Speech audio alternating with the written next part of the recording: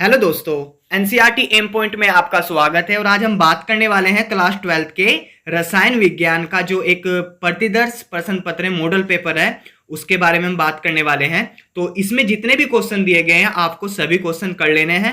और जैसा कि मैं आपको बताता आया हूं, इस तरह के क्वेश्चन वहां से क्वेश्चन आए जरूर है। ठीक है, तो सबसे पहले हम क्वेश्चन 1 पर बात कर लेते हैं। एमसीक्यू क्वेश्चन है कि क्वेश्चन फर्स्ट में बोला गया कि फलक केंद्रित घनीय कोष्टिका में परमाणु की संख्या होती है 1, 2, 4, 6।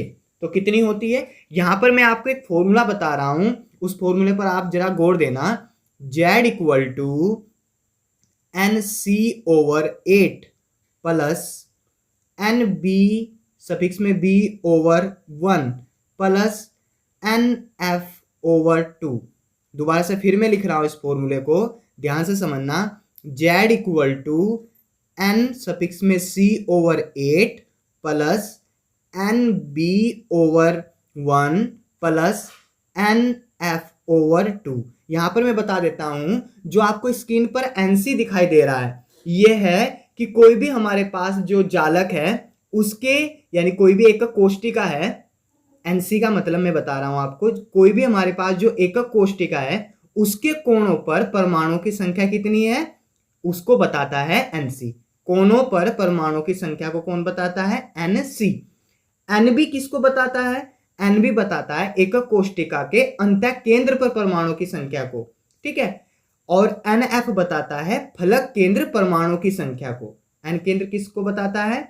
फलक केंद्र परमाणु की संख्या को बताता है। तो आपको ध्यान रखना है इस चीज के बारे में। ठीक है ना, ये ऐसा फॉर्मूला है जिससे आप किसी के भी जालक बिंदुओं की संख्या या परमाणु की संख्या किसी भी कोष्टिका में, एकक कोष्टिका में कोई सी भी दे दी गई, उसमें से आप निकाल सकते हो इस फॉर्मूले को।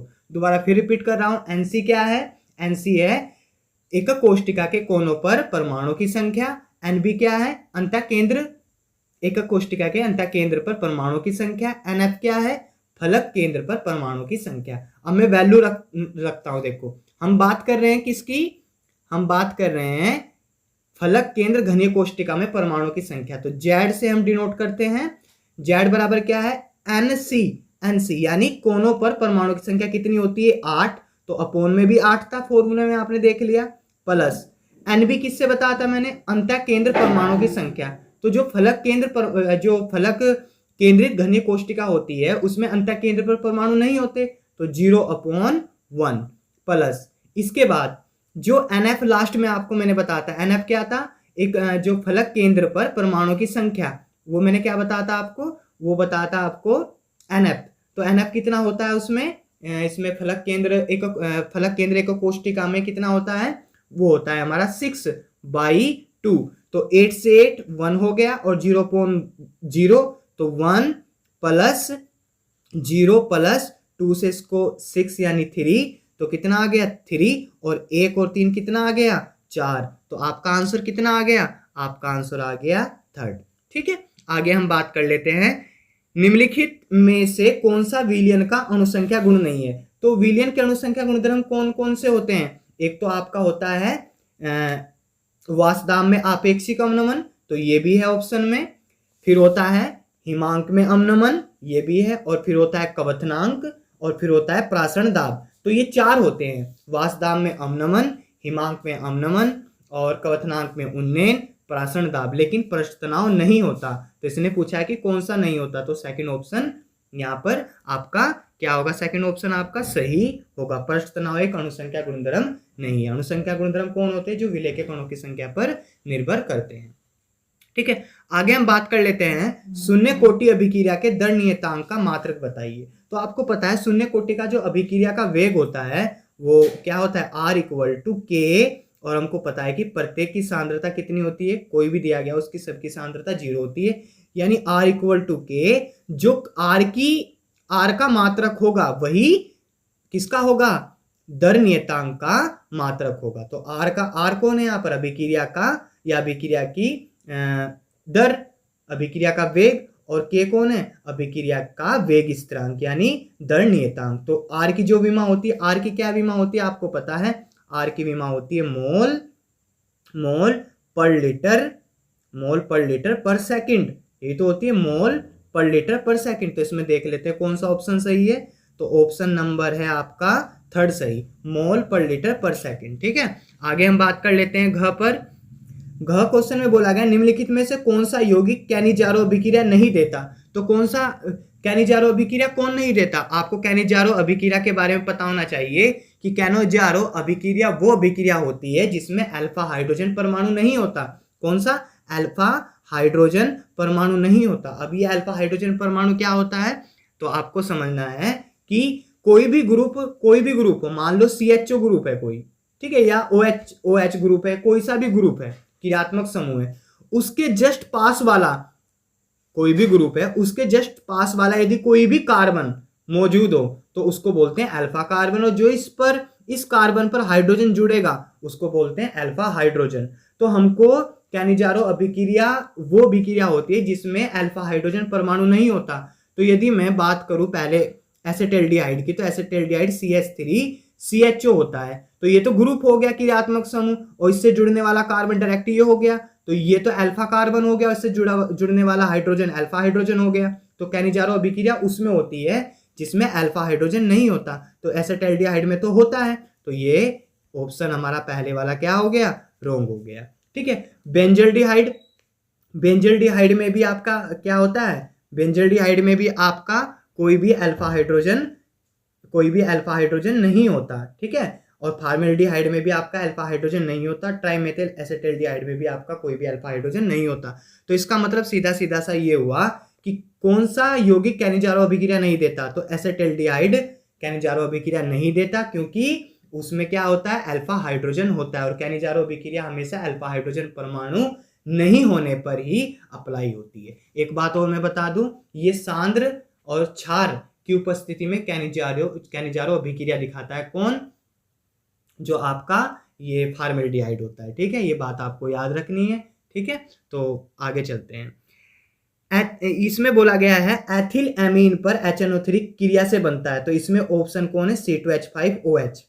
एथिल एमीन जब यानी C2H5NH2 जब क्रिया करता है HNO3 के साथ, तो C2H5OH क्या बनाता है? एथिल अल्कोहल बनाता है। तो आई होप ये क्वेश्चन आपको समझ में आए होंगे। तो हम आगे चलते हैं नेक्स्ट क्वेश्चन पर। तो ये सभी आपको कर लेने हैं। ग्लूकोज अपचायक गुण प्रदर्शित करता है, क्योंकि इसमें होता है। तो ये ऑप्शन आपको मुझको कमेंट बॉक्स में बताना है कि कौन सा ग्लूकोज है, ग्लूकोज अपचायक गुण प्रदर्शित करता है, क्योंकि इसमें होता है एल्डिहाइड समूह, कीटोन समूह, हाइड्रोक्सी समूह और NH2 समूह। तो ये आपको मुझको कमेंट बॉक्स में बताना है। बाकी जो आगे के क्वेश्चन दिए गए हैं वो सभी क्वेश्चन आप लोगों को कर लेने हैं। ठीक है ना, ये सभी क्वेश्चन आपको ध्यान से करने हैं, क्योंकि यहाँ से क्वेश्चन आने के बहुत ज़्यादा चांस है और अब तक आए भी हैं। ठीक है, तो वेरी वेरी मोस्ट इंपोर्टेंट है प्राथमिक द्वितीयक तृतीयक एमीन की पहचान। तो ये सभी क्वेश्चन आपको कर लेने हैं। ठीक है, तो आगे देख लेते हैं हम। ये सभी क्वेश्चन आपको कर लेने हैं। प्रथम कोटि के अभिक्रिया के लिए अर्धायु काल ये सांद्र पर निर्भर नहीं करता। संक्रमण तत्व किन्हें कहते हैं? ये रंगीन आयन बनाते हैं।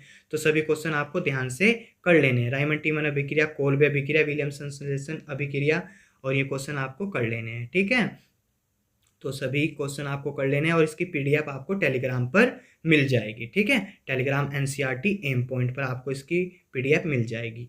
तो फ्रेंड्स, ये थे इंपॉर्टेंट क्वेश्चन। अब हम बात कर लेते हैं द्रव्यरागी और द्रव्यविरागी कोलाइड में विभेद। तो वेरी वेरी मोस्ट इंपॉर्टेंट है 2022 के लिए कि द्रव्यरागी यानी द्रव्य स्नेही, द्रव्यविरागी यानी द्रव्य विरोधी कोलाइड में क्या अंतर है। तो मैंने बहुत अच्छे से इसको यहाँ पर लिखा हुआ है कि एक तरफ मैंने गुण लिखे हैं और एक तरफ मैंने इनके द्रव्य स्नेही कोलाइड और द्रव्य विरोधी कोलाइड यानी लियोफिलिक और लियोफोबिक। ठीक है, तो निर्माण की विधि में पहले हम देख लेते हैं कि जो द्रव्य स्नेही कोलाइड होते हैं वो सीधे मिलकर आसानी से बनाए जा सकते हैं, लेकिन द्रव्य विरोधी कोलाइड केवल विशिष्ट विधियों से ही बनाए जाते हैं। ठीक है, जो प्रकृति क्या होती है, इनकी नेचर क्या होती है? उत्क्रमणीय होते हैं, यानी परिक्षेपण माध्यम के द्वारा जब इसके जो विलय के कण होते हैं परिक्षेपित और परिक्षेपण माध्यम में जो परिक्षेपित प्रावस्था के कण होते हैं यानी विलय के जो कण होते हैं वो परिक्षेपण माध्यम की तरफ अट्रैक्ट हो जाते हैं, यानी स्नेह हो जाता है उनमें। ठीक है, तो ये क्या है, और फिर दोबारा से फिर वही चीज बन जाती है कोलाइड विलयन। तो इसलिए ये क्या है? रिवर्सिबल है।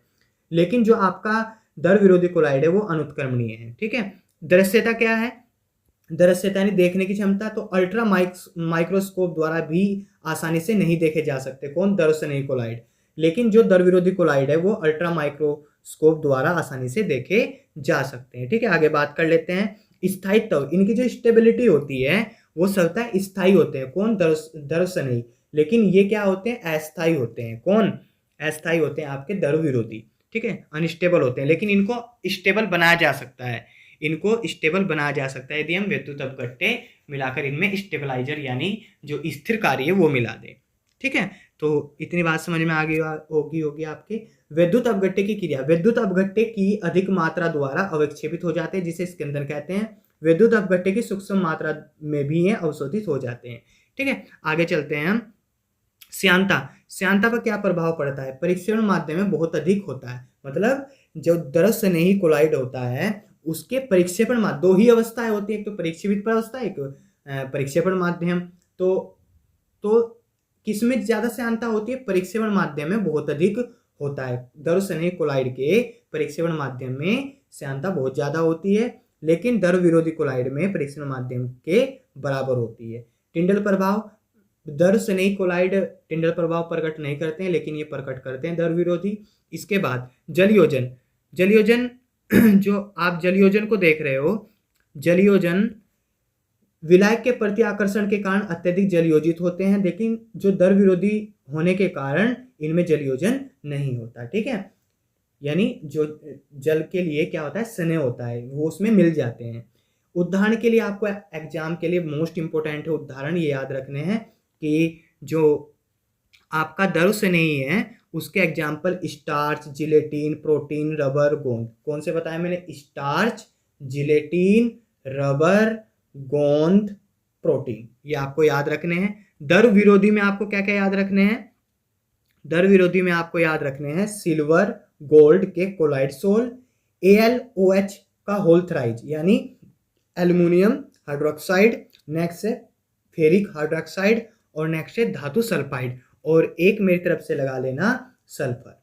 ठीक है, sulphur very very most important है। ठीक है, तो सल्फर भी क्या होता है आपका? दर्व विरागी यानी दर विरोधी होता है। तो फ्रेंड्स ये थे कुछ मोस्ट इंपोर्टेंट क्वेश्चन जो मुझको आपको बताने थे। ठीक है ना, मैंने आपको वादा किया हुआ है कि मैं आपको डेली जो मोस्ट इंपोर्टेंट क्वेश्चन है वो मैं बताता रहूँगा। तो फ्रेंड्स यदि ये वीडियो आपको अच्छी लगी हो तो प्लीज़ इस वीडियो को लाइक कीजिए, अपने फ्रेंड्स के पास शेयर कीजिए, और फ्रेंड्स यदि आपने अब तक हमारे चैनल को सब्सक्राइब नहीं किया तो प्लीज़ जल्दी से चैनल को सब्सक्राइब कर लीजिए। मिलते हैं नई वीडियो में। Thank you.